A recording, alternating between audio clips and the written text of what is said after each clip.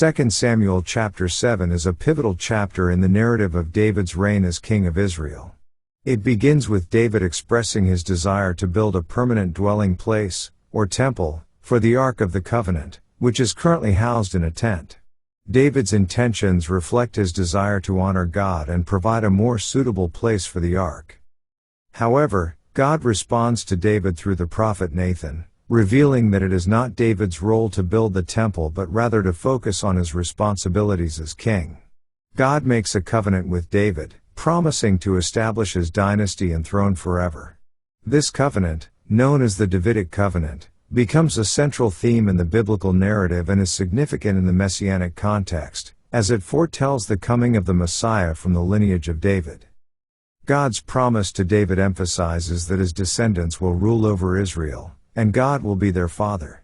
The chapter highlights God's faithfulness to his promises and his special relationship with David. David responds to God's message with deep humility and gratitude, recognizing God's goodness and sovereignty. In summary, 2 Samuel chapter 7 portrays David's desire to build a temple for the Ark, God's response through Nathan, and the establishment of the Davidic covenant. This chapter underscores God's faithfulness to his chosen leaders and the unique role David's dynasty will play in Israel's history. It also sets the stage for the messianic hope that a future descendant of David will fulfill God's promise. Let's now read 2 Samuel chapter 7. And it came to pass, when the king sat in his house, and the Lord had given him rest round about from all his enemies, that the king said unto Nathan the prophet, See now, I dwell in an house of cedar, but the ark of God dwelleth within curtains. And Nathan said to the king, Go, do all that is in thine heart, for the Lord is with thee. And it came to pass that night, that the word of the Lord came unto Nathan, saying, Go and tell my servant David, Thus saith the Lord, Shalt thou build me an house for me to dwell in?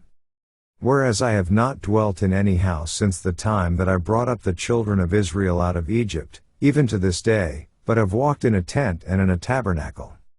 In all the places wherein I have walked with all the children of Israel spake I a word with any of the tribes of Israel, whom I commanded to feed my people Israel, saying, Why build ye not me an house of cedar?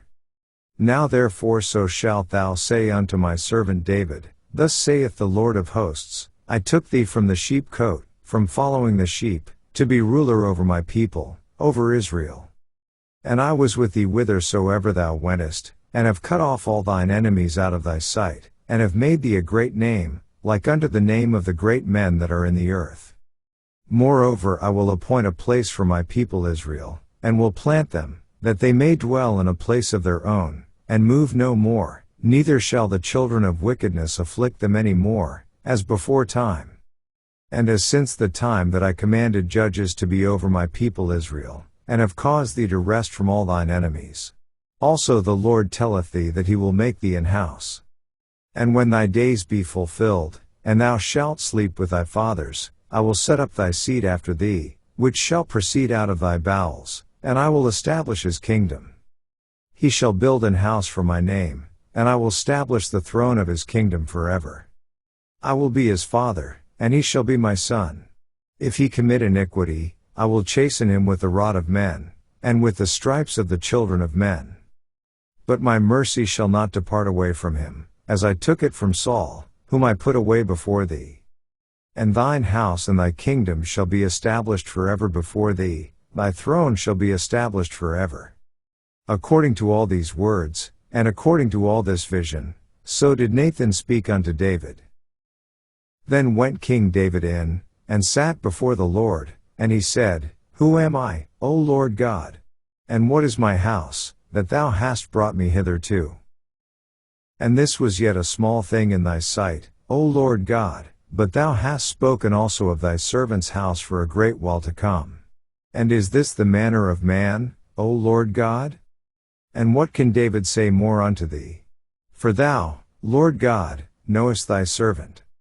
For thy word's sake, and according to thine own heart, hast thou done all these great things, to make thy servant know them.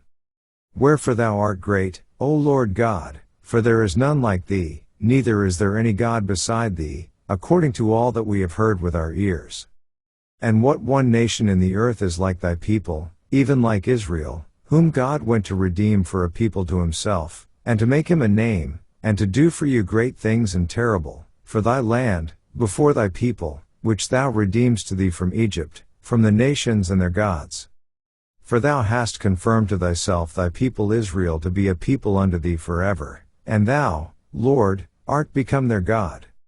And now, O Lord God, the word that thou hast spoken concerning thy servant, and concerning his house, establish it forever, and do as thou hast said.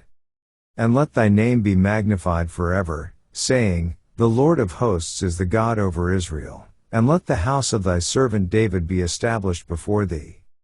For thou, O Lord of hosts, God of Israel, hast revealed to thy servant, saying, I will build thee an house, therefore hath thy servant found in his heart to pray this prayer unto thee.